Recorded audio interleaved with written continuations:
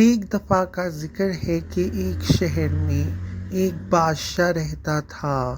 وہ بہت طاقتور اور مالدار تھا، جس کی وجہ سے وہ اپنے شہر کے لوگوں میں بہت مشہور تھا۔ اس کا نام غالب شاہ تھا۔ اس کی زندگی میں ایک چیز کی کمی تھی کہ وہ اللہ پاک کی راہ سے بہت دور ہو گیا تھا۔ وہ بادشاہ ہر وقت اپنی عیش و عشرت کی زندگی میں مگن رہتا تھا۔ ایک دن غالب شاہ کی ملاقات ایک بزرگ شخص سے ہوئی۔ اس درویش بزرگ شخص نے بادشاہ کو نصیحت کرتے ہوئے کہا کہ دنیاوی چیزوں کی محبت تمہاری روح کو برباد کر رہی ہے، اور اگر بادشاہ غالب شاہ تم نے اپنے گناہوں سے توبہ نہ کی تو تمہاری دولت بھی تمہیں کوئی فائدہ نہیں دے سکتی۔ غالب شاہ نے بزرگ کی باتوں پر ذرا بھی توجہ نہیں دی اور اسے اپنے دربار سے نکال دیا۔ پھر کچھ دن بعد ہی بادشاہ کے دربار میں ایک عجیب و غریب حادثہ پیش آیا۔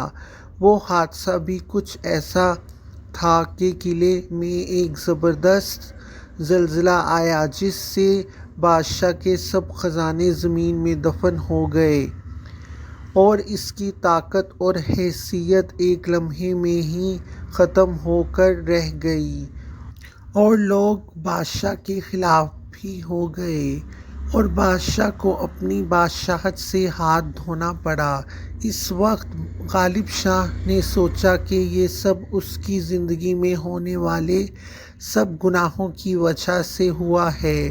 غالب شاہ نے اس درویش آدمی کی باتوں کے بارے میں سوچا اور دل سے توبہ کرتے ہوئے اللہ پاک سے وہ جنگل کی طرف چل پڑا، جہاں اس کی ملاقات اس ہی درویش آدمی سے ہوئی جس نے اس کو نصیحت کی تھی۔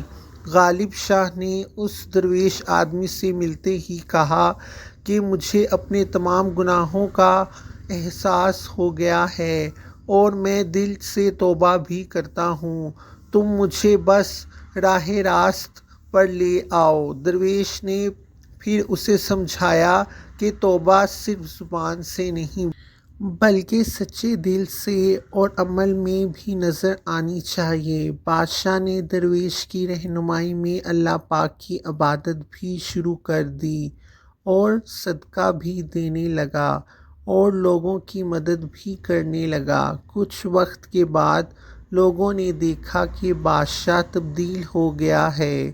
اس کے اعمال نے لوگوں کے دلوں میں اس کی عزت دوبارہ زندہ کر دی اور اللہ پاک نے بھی اس کی توبہ اپنی بارگاہ میں قبول کر لی اور اس کے خزانے دوبارہ لوٹ آئے۔